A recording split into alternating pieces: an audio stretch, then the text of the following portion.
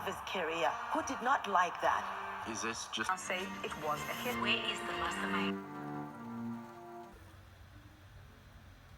Me and to the audience here and the supporters, I think the justice system hasn't got direction. There's no mechanism, there's no intelligence. I'm a family member. You're a family member. We are concerned of the death of a human being. And in this case, we are sportsmen. It's got to do with the Orlando Pirates. It's got to do with the community. It's got to do with the society. In our own community, the cops are not doing the work. There is always that kind of a thing under the carpet. We are calling upon South Africans. These cops who can't do their work, step aside. They're Puma. You are using our tax money. Yeah. Delela Kakulu. You are also with the corrupt and the evil. They don't want to do their work. Where's your intelligence? Where is your kind of system in place? Where are your cameras? Where are your polices in force? Why only Becky Taylor must come? Where is the lieutenant? Where is the colonel? Where is the sergeant? These constables. Was Lala, man. Yes, Lala. We needed a Pakonen. We want a just system. We are concerned. I got left home.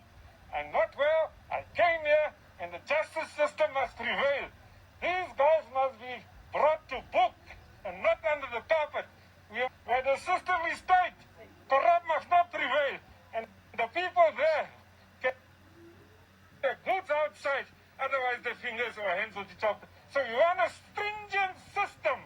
I'm asking the community of South Africa, we got to stand together. Teams, teachers, church leaders of all organizations, of all religions, of all society, of all ethnicity. We've got to stand together. The Sundowns, what about you, sir? Well, what do you hope to see today at the end of the day? South Africa so today Magistrates Court Prospect, the total always South Africa.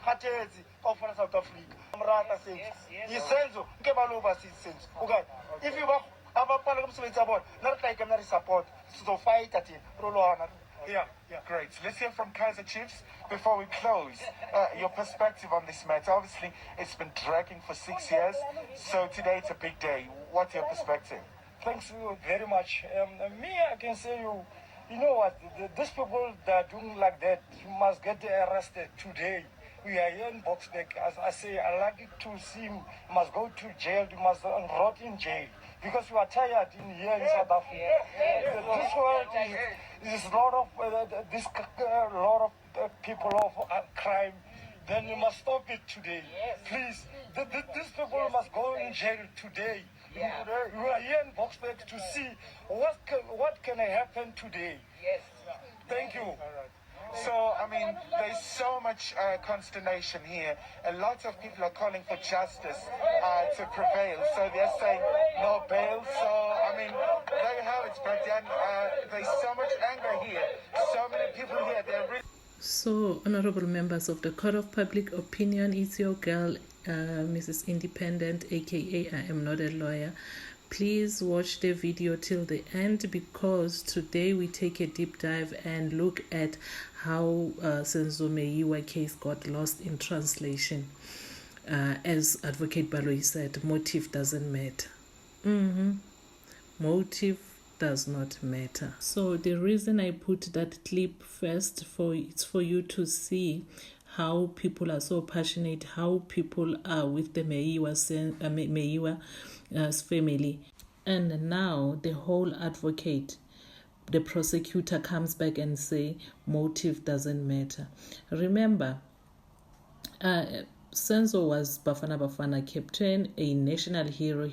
And Advocate Baloyi says you may not like the answer, but the law says, it's irrelevant.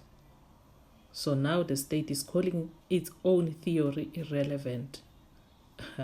So let's start with what the state told the world. And in 2020, the state said they had them. We have them. It's a hit. There's a motive. There's confessions. We have a a watertight case. That's what they told us. So, how does it begin? It began with a whisper. A father to a constable in KZN, a cousin in the village, a story at a funeral, then passed to a police constable, and suddenly it became evidence. Yes, evidence. Welcome to Senzo Meyiwa trial, where hearsay passed through a family tree across provinces, end up in the hands of the prosecutor and into the courtroom. A cousin told the father told the constable, and that became a sworn statement, just a trail of telephone tech testimony dressed up as a fact. And add to that, okay, 2 alleged confessions, a bottle of whiskey, a story of celebration in hostel. This was the foundation of a national case. And what did the prosecution do? They used that, okay?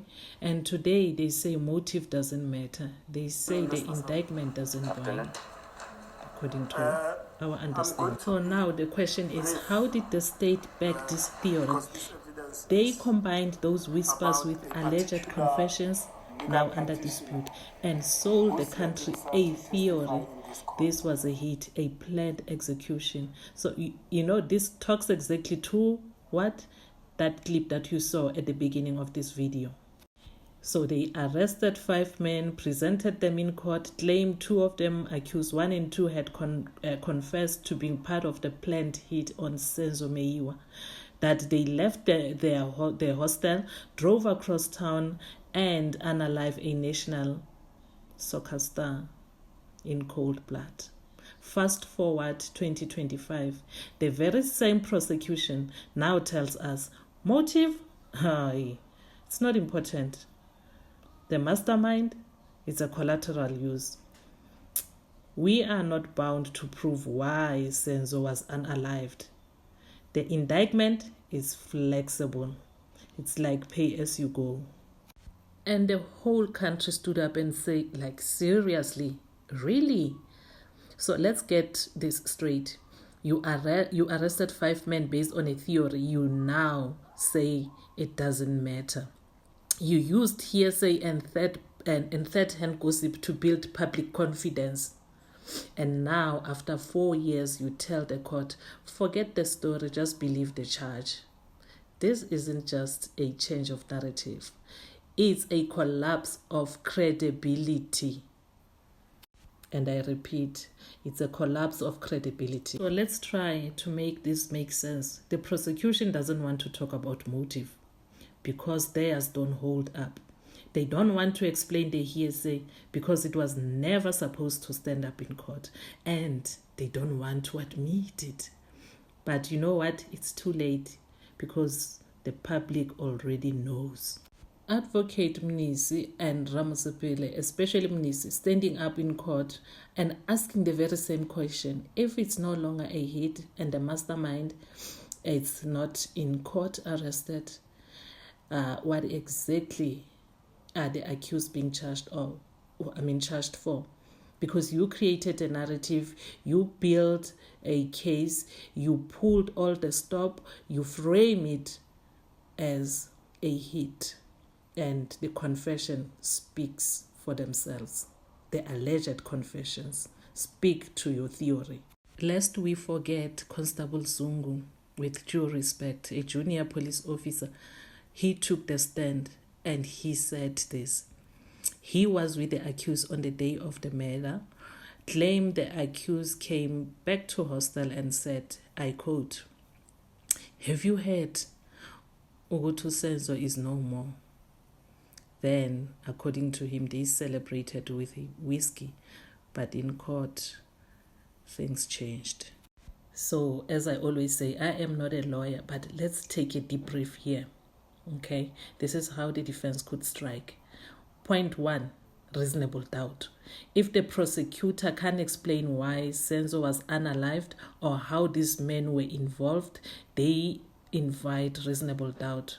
And in criminal law, reasonable doubt equates to acquittal. But I doubt that will be the reason in this court. Members, if we are still here, please drop a red heart or a green one or a bunch of flowers in the comment section. So let's break it even further. Let's collapse the state narrative. The defense can argue that the state used confession supporting the hit and the mastermind theory they now avoid, relied on witness lead IO they no longer backing his investigation, build a case on a theory they now abandoning in favor of flexibility. That's not a change of heart, that's collapse. Let's even go deeper to our point number 3, malicious prosecution. The defense could even suggest bad faith, that the NPA knew the confession were shaky, they used hearsay to justify arrest, and is now reconstructing the case mid-trial to avoid embarrassment. According to me, it's a poor, it's just a poor prosecution. It's malicious, possibly, and even unconstitutional. That's my opinion as the member of the Court of Public Opinion, okay? Point 4, witness credibility. The pivot weakens every witness the state has ever brought forward, especially Constable Zungu. He testified to the fact that, supported a hit. Now the state want to say that's not the story anymore. So, last but not least, motion of dismissal or acquittal. If the state keeps shifting, the defense may push for a discharge under Section 174, asking the court to throw the case, throw it out. Last but not least, justice at risk here. Imagine newspaper front pages. The trial began as a chance to deliver justice for Senzo Meyiwa. It's now becoming a test on how long the legal system can balance on a quicksand. The defense doesn't need to prove who unalived Senzo. They only need to prove that the state can't. And right now, the state is doing that all by itself. So, just a nugget to ponder on or to take home. If the prosecution doesn't know what it's arguing, why should the accused defend themselves at all? Okay? So remember to like, subscribe, share, and comment, because I will be bringing you more of these deep dives going forward.